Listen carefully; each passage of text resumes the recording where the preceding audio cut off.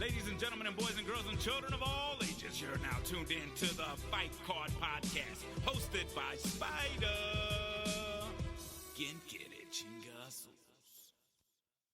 Hello, everybody. This is Spider here once again, coming to you from San Antonio, Texas, inside the House of Jiu-Jitsu Academy in downtown San Antonio. I have a guest today, and Mark Anthony Gonzalez. Mark, man, how are you, bro? How you doing, man? I'm feeling good, a little tired, get much rest as possible, but, feeling good. How was your weekend, man? Work here at the gym, of course, 5 to like midnight, 1 o'clock in the morning, making sure parking's going right here at the academy. Of course, we charge parking on the weekend to the public. Sure. So, just to make sure everything goes right here. With that, I go ahead and told my professor, hey, I'll volunteer to go help out, do it. So the hours, yeah, they're amazing, but they're tiring. No, I can imagine, man. I mean, we are inside the academy. I mean, you are a student from Jacob. How long have you been training in jiu-jitsu? So roughly 5 years or so.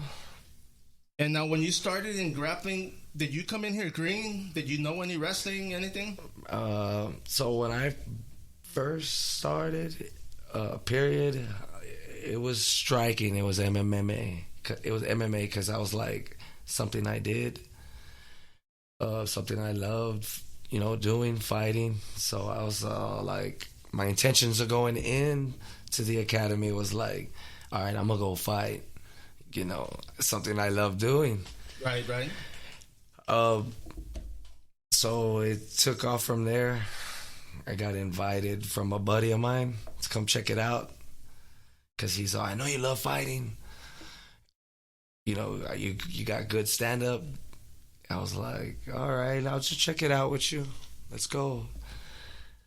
And one thing into another, bro. So here we are, man. Yeah, here we are. Like, I don't know, I guess when I discovered Brazilian Jiu-Jitsu, I just fell in love with it. It's just a different ball game. Like, it's more strategizing. Right. A lot more complex, No, well, definitely, man. I mean, it's a lot more technical when it comes to grappling. I mean, there is a difference, fighting stand-up and falling on the ground and actually having to submit your opponent or not get submitted. Yeah, that's the beauty. It's tricky.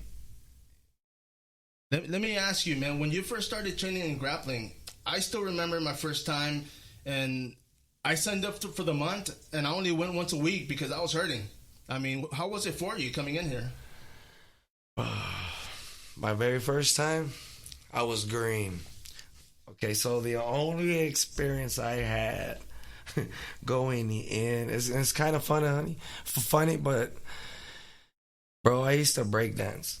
Right. So the movements, I kind of felt comfortable when we would do the warm-ups when the bell rang and we had to start rolling, and I was looking at my coach, my opponent, like, so what do I do? What's my intentions here? He said, just go ahead and go at him.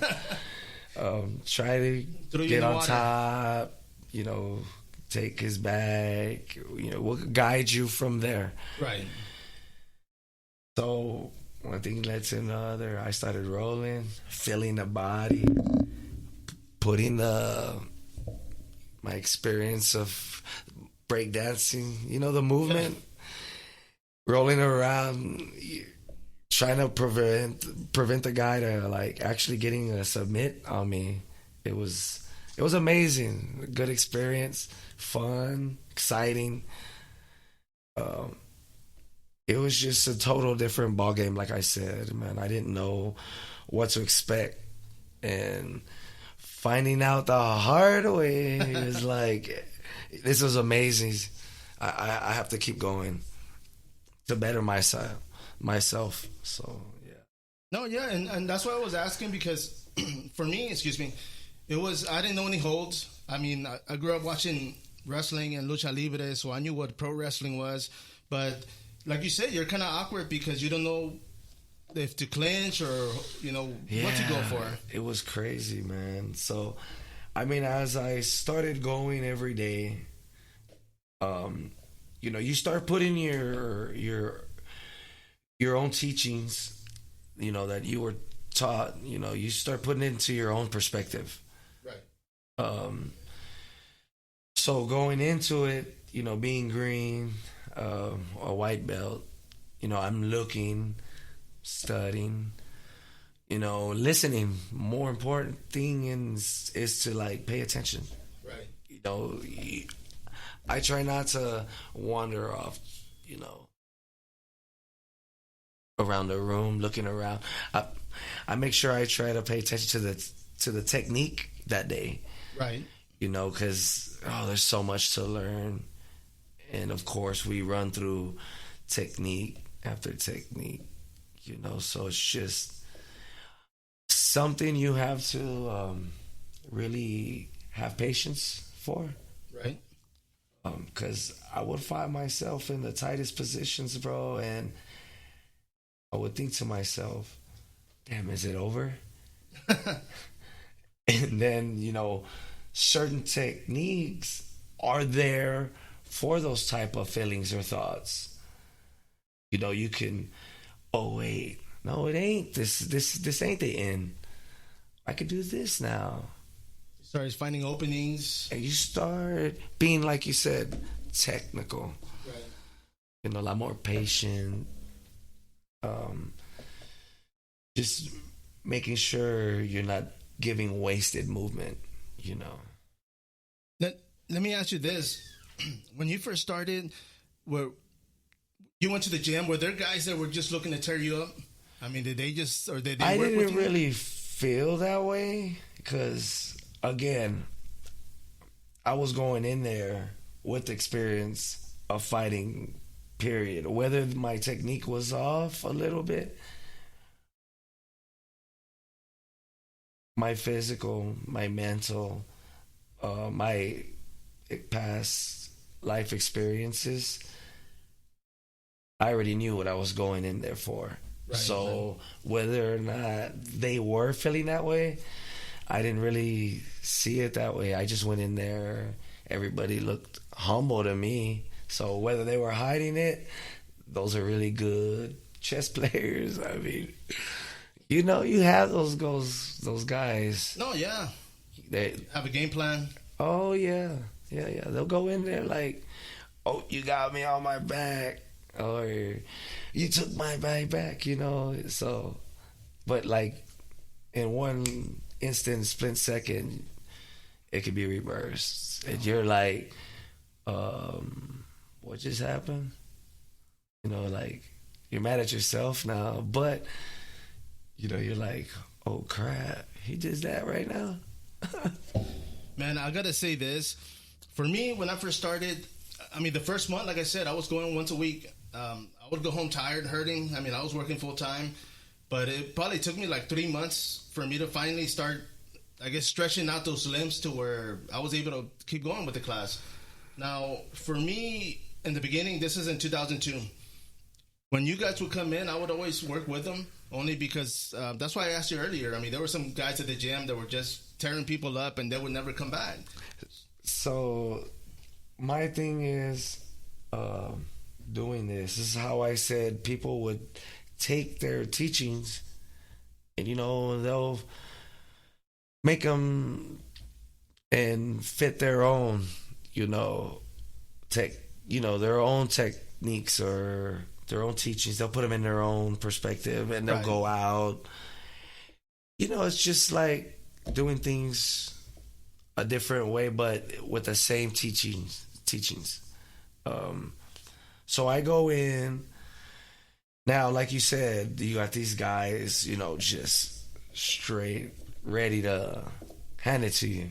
Oh yeah. And like I said, it has to deal with my past experiences. Growing up, I always had this bigger guy in front of me, you know, whether it was taller, heavier, wider, you know, I had to face that every day. Every day. So coming in, again, I wasn't too worried. I already knew what I was getting myself into. But I'm different. I like working from the worst possible positions ever. I put myself, when we get into the row, or, you know, we slap and bump fist. As soon as we roll, bro, I'm gonna either give you my back, let you get mount, and I'm gonna work from there. I'm gonna take everything I was taught, feel the body out, you know, and work from there. So basically, I like start with the hard stuff first, and then I worry about the easy stuff later. Right. I mean, that's how I am. I've been doing it. So after my 2.5 year in, that's when I kind of started picking it up, like realizing, yo, this is a serious chess game, you know? So I didn't want to make the wrong moves, you know? So I take my time. But again, I put myself in the worst positions possible. That kind of like if you say you expect the worst and go from there. I mean, just like when in life, like you said, I mean, your life has been a struggle. I mean, you've gone through things, as have I. But when it comes to jiu-jitsu, I mean, like you said, it is a technical game. A lot of guys give you their back with intentions to actually go for an attack. So those are things that you kind of have to look out for. Now, when it comes to jiu-jitsu, let me ask you this. What's your ranking right now? I'm currently a blue belt. I just recently got it. Promoted actually a 1.5 years ago. Right. Maybe more or less, or about 2 years almost. Okay, and that was through your instructor? USA Ultimate Submission Academy. Okay. Ray the Judge. Yes, sir. Yeah, and that's where I actually met Jacob Patrick Landon. Right, he was out there helping. Very awesome guy, man. Like I said, you meet a lot of good individuals, you know. So yeah, that's basically how it started and who it started with. No, for sure, man. Well, the good thing was that you started somewhere. I mean, right now you're 4 years in jiu-jitsu. Now, I asked you earlier, and you have competed in MMA. This was in a smoker a couple years back. Yeah. Now, was that something that you were looking to do? Man, yeah, but I didn't expect to go in having, like... I respect it because it's a process. Right. You have to build up to that point where anybody's brand name... it's going to be on the line, their name on the line. Right. You know, representing you. So I know the process. As a professional fighter, everyone has to go through, you know. But yeah, I went in and got invited by a buddy of mine. Like I said, my whole life as a kid, I was always fighting.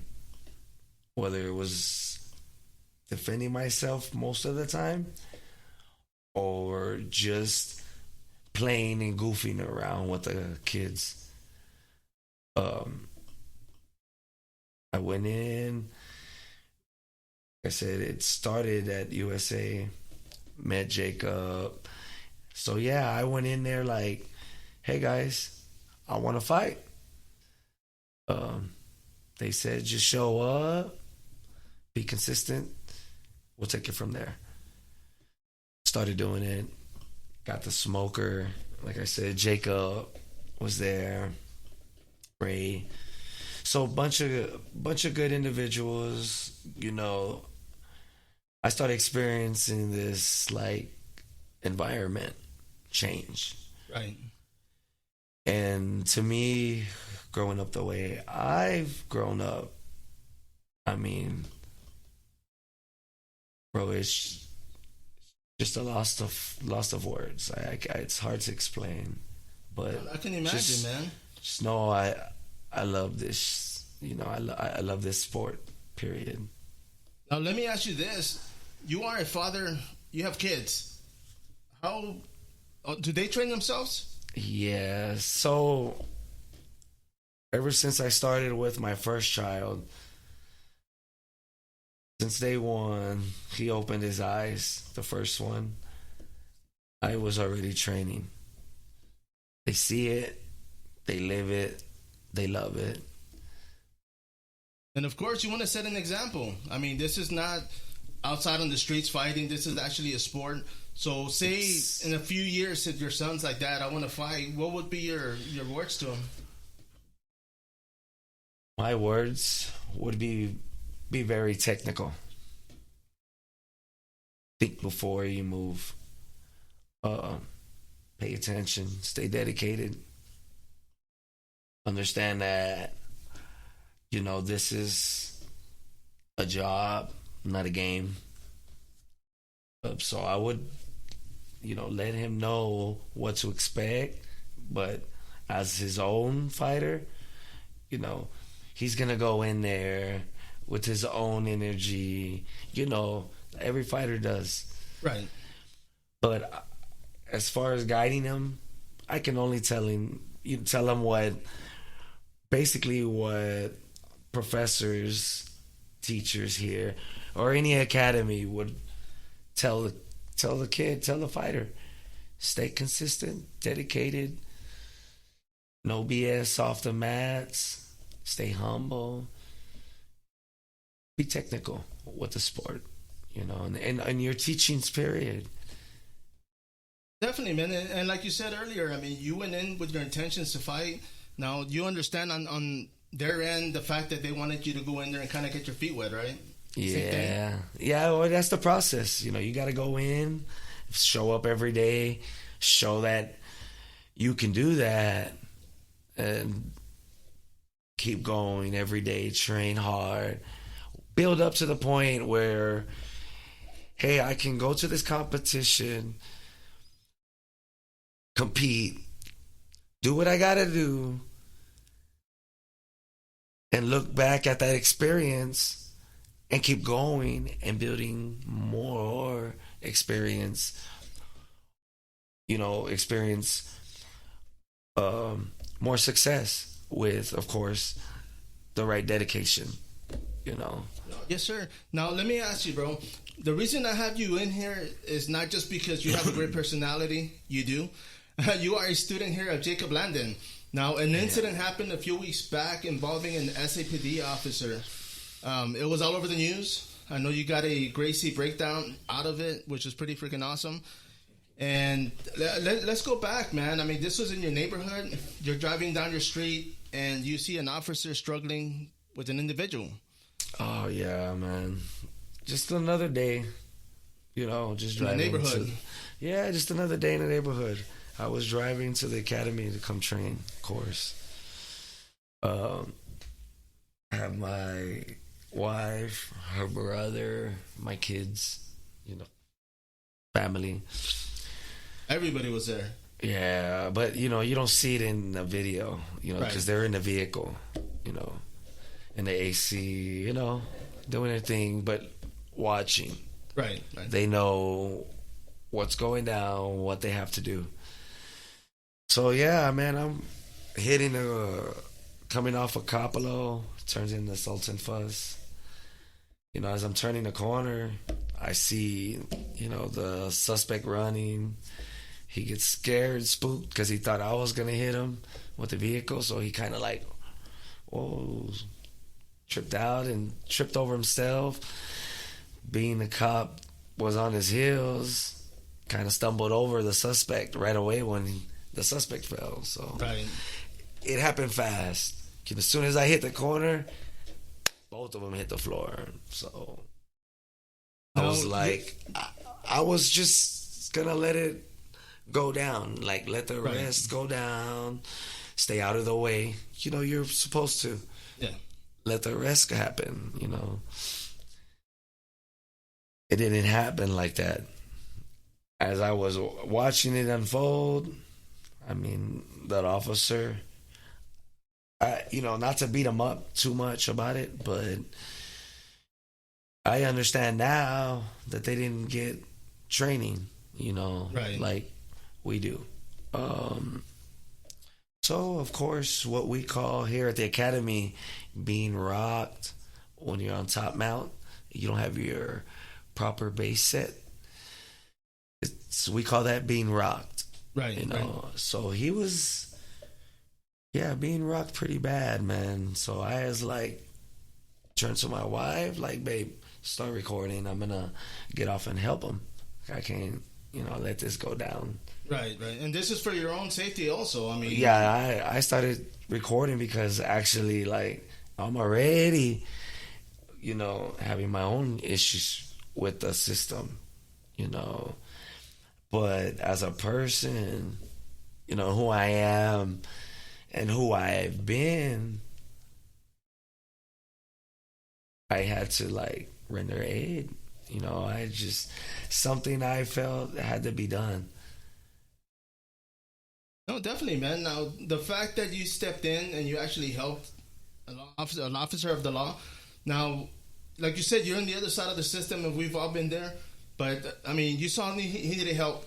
Your first instinct was to go and help out. Now, when you're saying that the officer was actually rocking back and forth, I mean, that's when you knew he was in danger. I mean, he could have been rocked off. Exactly. Like I said, when you train hard every day and stay dedicated, like I said, you put everything into your own perspective, and seeing a situation, I was able to adjust it, adjust myself to the situation when I was approaching it. So I had experience already going in because of my training here with the guys, my everyday schedule. Right. And then not only that, my experience in the past with the system growing up. I already knew what to do when I pulled up. And I saw him having trouble. My training kicked in. And yeah. Now, let me ask you this, man, because I saw that video. I saw it off the video from your wife's phone. So it was actually the original. Now, when I see you running and I see you assisting, I noticed that when you had the assailant, that you weren't being rough with the guy. You were kind of just controlling his wrists. I mean, there was actually opportunities for you to crank the arm and really do some damage. I could have, if not to, like, again, not to beat up the officer. He did an awesome job, by the way. But if the cop wasn't on top and it was just me and the suspect, I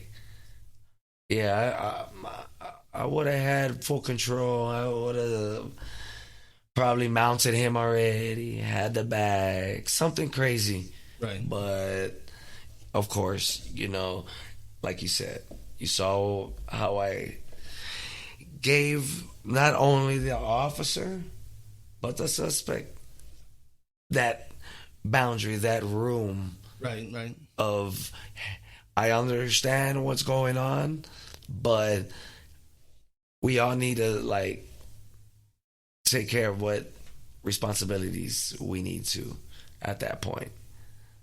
So, you see, and let me ask you, because in some occasions, I almost felt like the officer was in your way because he was blocking opportunities. It felt like that because you got to understand, he's the one making the arrest.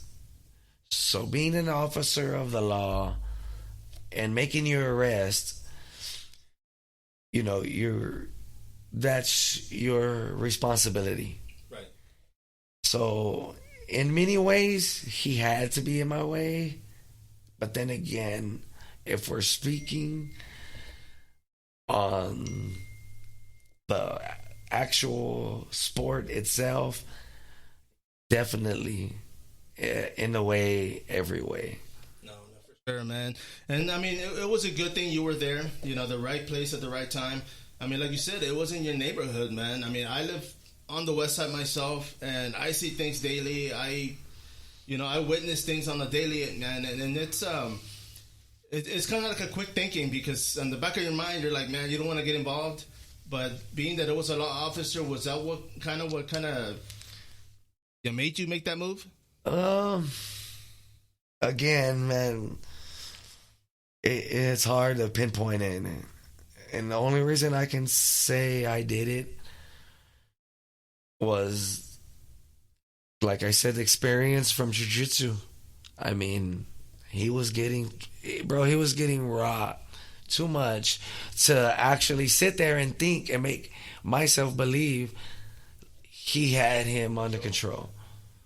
It was either going to take him to tase him, shoot him, or the suspect do the opposite.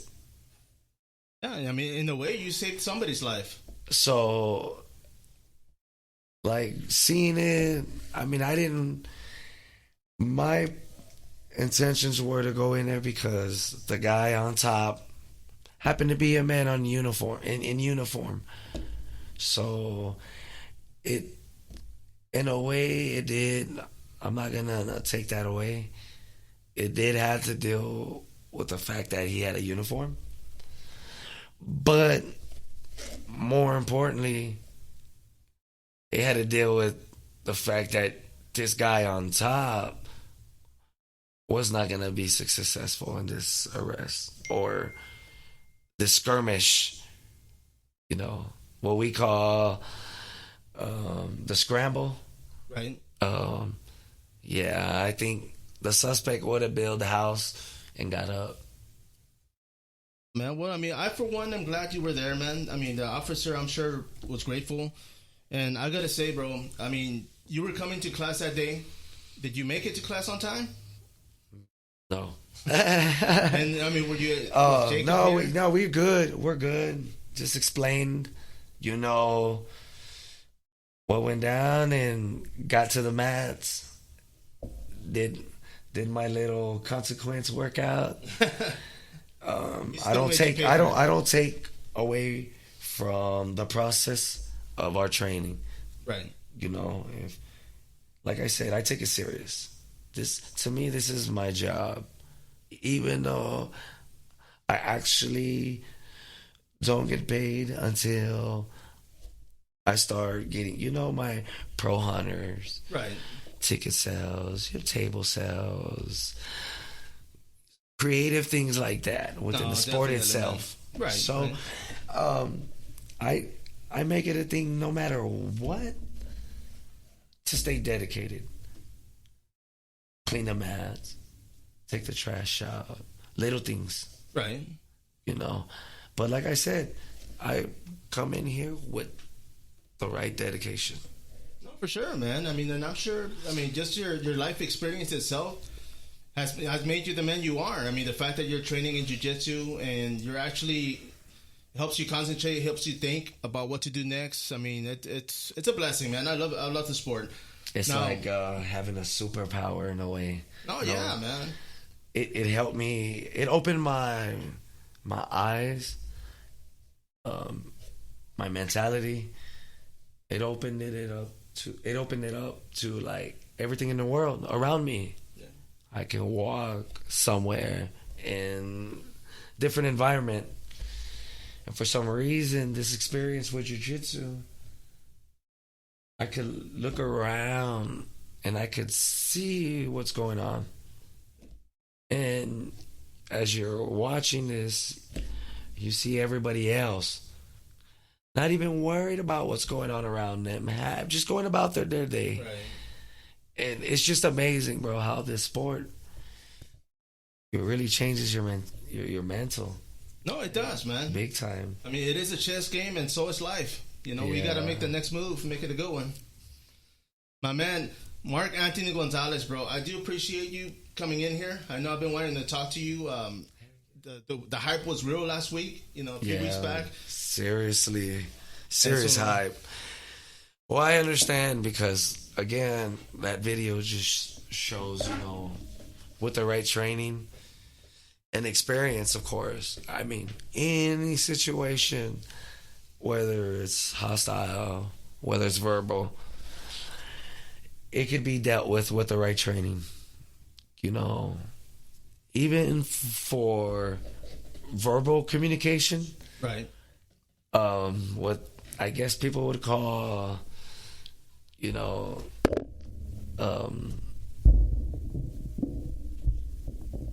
negotiations, right, amongst among one another.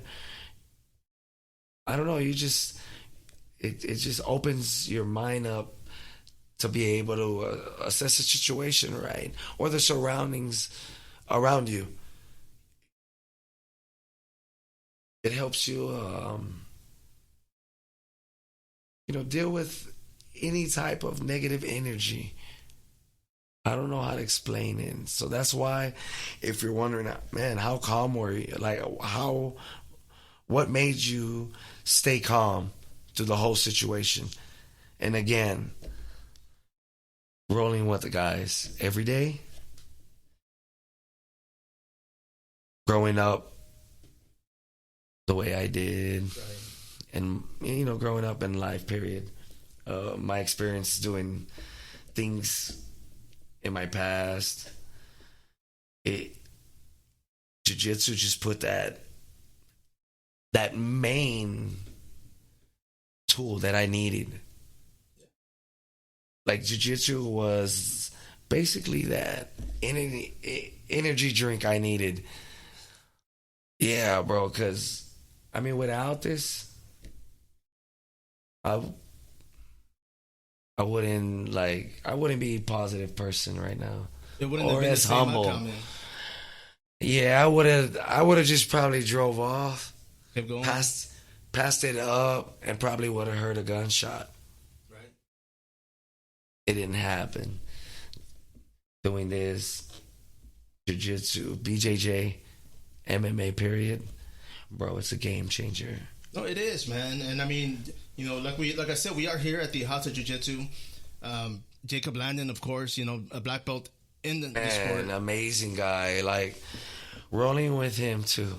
I kind of wait for it. Like, when is he gonna pick me? Or I'll try to get close to him on the mats. Like, I'm right here. Can we roll? No, and that's a good thing, but man. No, it is. But I do it because I know we're going to build ourselves up going through this. Right. By training hard with other higher belts, other individuals, whether they're white belts as well. Right. I roll white belts before. And I'm oh my God, was I this good as a white belt? Man, that's don't make me look bad. You see, and that's funny you say that, because now, when I first started, as did you, man, like, nobody was wrestling, nobody was grappling. Now you get a guy that's coming out of high school wrestling, so he's got a good base, and you're thinking, oh, white belt, and boom, takedown, top mount. Yeah, and then next thing you know, he's right behind you, got your leg lifted in the air, and you're already falling forward. And he's grabbing the other one, wrapping you up. So, it was coming in, like I said, bro, it was tough, but I made it a thing. Right. So, being under Jacob and these guys that I roll with now, everybody's amazing in their own way. But yeah, man, I make it a thing to get close to these higher belts and look at them and be like, hey, let's roll. Bro, man. Hey, man, that's the only way we're going to get better, bro. Hey, no matter if my ribs hurt the next day, I'm hardly breathing right. I'll suck it up, come back and hit it again, No doubt, bro. Now, my man, I'm going to wrap this up, man, but I will be bringing you again next week. We'll make some more timing. I want to thank you once again. Everybody out there, check us out. This is TheFightCardPodcast. We are inside the House of Jiu-Jitsu Academy in downtown San Antonio. This is Spider. Until next time, follow up.